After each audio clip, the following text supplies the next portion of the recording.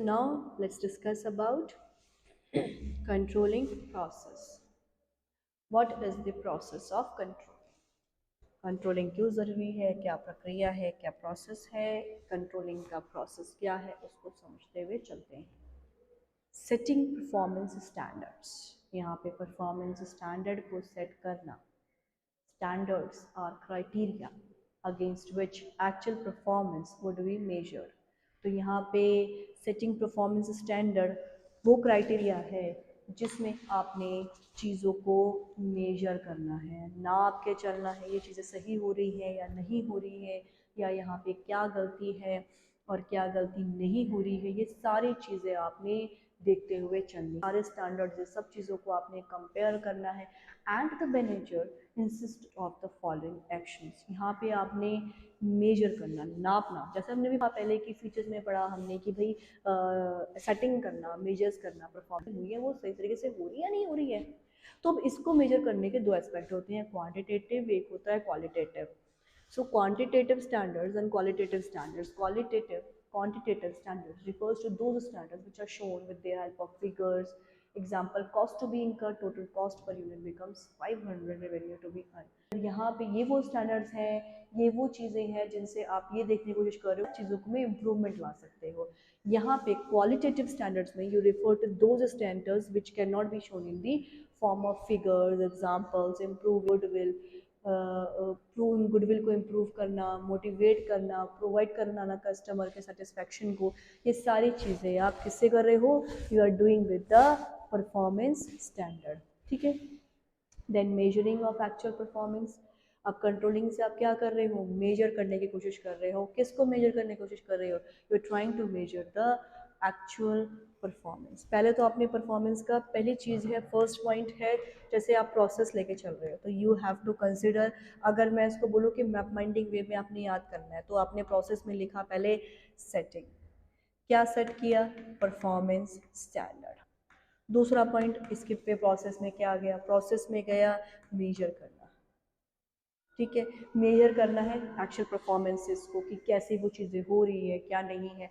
Are those reliable in manner which include personal observation, sample checking कराना, कोई भी measures हो रही है, कहीं भी कोई चीज़ें हो रही है, गलत तो नहीं हो रही है, हर चीज़ों को, बायसनेस को ख़त्म करना, सही तरीके से परफॉर्मेंस को देखना, रिलायबल मैनर में बनाना, और अगर वो गलत हुआ तो क्यों हुआ, रीजंस को जानना, वहाँ पे मेजर्स करना, पहले कैसे था अब कैसे था। तभी कई कंपनीज क्या करती है, अपने एम्प्लॉयज़ के जो ऐसे चार्ट्स होते हैं कि मान लो रोहन है तो रोहन का डेटा कैसा है, पॉजिटिव है, इन्होंने कितनी ग्रोथ की, इन्होंने ऐसी ग्रोथ की है।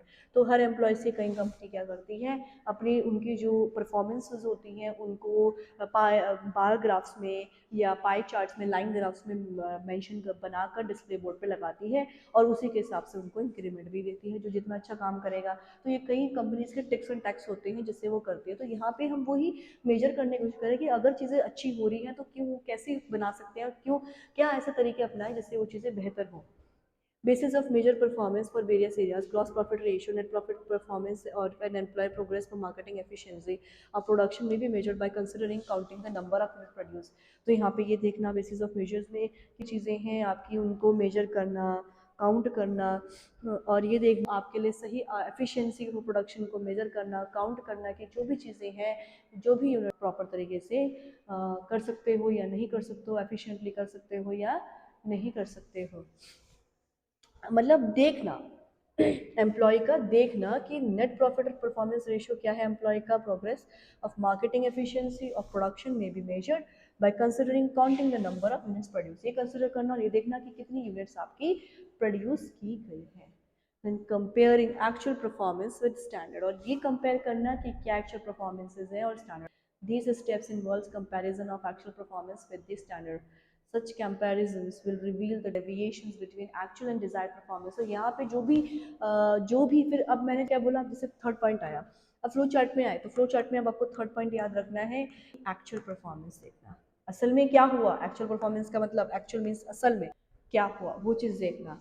कंपेयर करते हैं स्टैंडर्ड्स, देखना है कि सही है गलत है, क्या हमने डिज़ायर किया था एक्चुअल में क्या हुआ। हमने सोचा, जैसे गवर्नमेंट क्या करती है, 5 ईयर प्लान्स बनाए, हमारा टारगेट है 20% अचीव करना, हुआ कितना, एक्चुअल में हुआ कितना, डिजायर परफॉर्मेंस था कि 20% अचीव करना, एक्चुअल में हुआ कितना, 18%, 15%। तो वो चीज़ कंपेयर करी जाती है। सिमिलरली कंपनीज के अंदर भी ऐसे ही होता है कि वो चीज़ कंपेयर करते हैं। If the performance matches the standard it may be assume that everything is under control. तो यहाँ पे अगर आप मैच करने की कोशिश करते हो तो आप ये मान के चलते हो कि हर चीज़ अंडर कंट्रोल है, गलत नहीं है, हर चीज़ आप माप कर कंट्रोल करके चल रहे हो। Then analyzing deviations. Analyzing deviations is what? Analyzing deviations means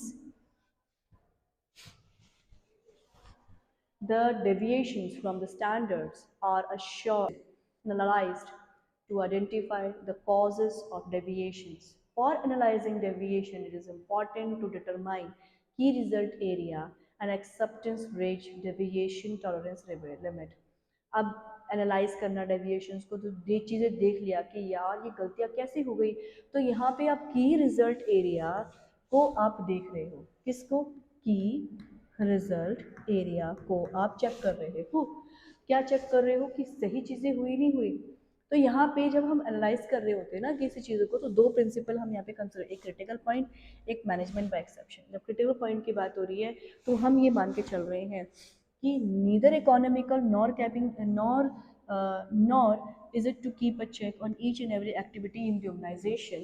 Key result areas are set as critical points of example. If manufacturing concern as increases 5% in the labor may be more troublesome than 15% in the problem. अच्छा, critical point area मतलब ये सोचना, अगर मेरे को यहाँ पे मुझे है या तो मैं 5% लेबर कॉस्ट को बढ़ा दूँ या तो मैं 15% अपने पोस्टल एक्सपेंस बढ़ा दूँ, लेकिन अगर मैंने अपने अपने अपने लेबर कॉस्ट को बढ़ा दिया और पोस्टल कॉस्ट को नहीं बढ़ाया तो मेरे को दिक्कत हो जाएगी। तो वो की रिजल्ट एरिया होता है कि चीज़ों को एनालाइज करना, जांचना कि कौन सी चीज़ दोनों में से बेटर रहेगी, मेरी जो समस्या है उसमें से मुझे क्या करना है कि मेरी समस्या का सॉल्यूशन मुझे यहाँ पर मिले।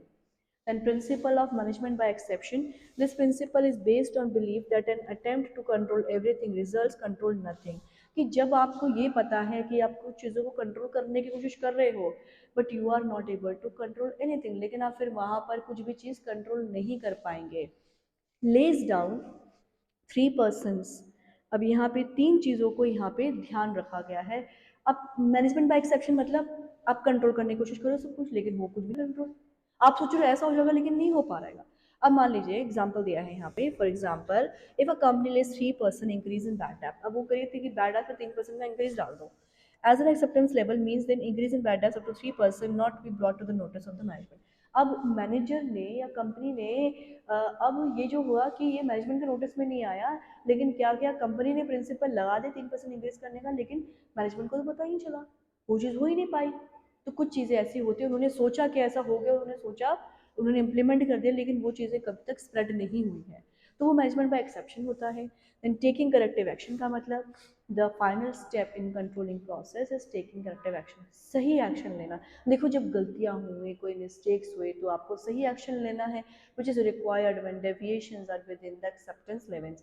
तो यहाँ पे ये ध्यान रखना कि जो भी आपकी दिक्कतें हैं एक्सेप्टेबल लिमिट में है, but where significant deviations occur corrective action, क्योंकि जहाँ पर ये सिग्निफिकेंट जो चीज़ें आएंगी, जहाँ ज़रूरी होगा वहाँ पे आप सही एक्शन लेने की कोशिश करोगे।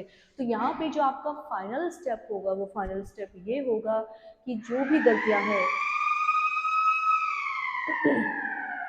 उन गलतियों को आप सही तरीके से करने की कोशिश करें, और अगर वो चीज़ें गलत हो गई हैं तो आप सही एक्शन लेके उनको सही तरीके से करें। ये है मेन करेक्टिव एक्शन को लेने का motive, that you are trying to accept the limits but where significant deviation occurs corrective action is taken। तो जहाँ पे जिस चीज़ की ज़रूरत हो वहाँ पे उतना सही तरीके से उन चीज़ों को परफॉर्म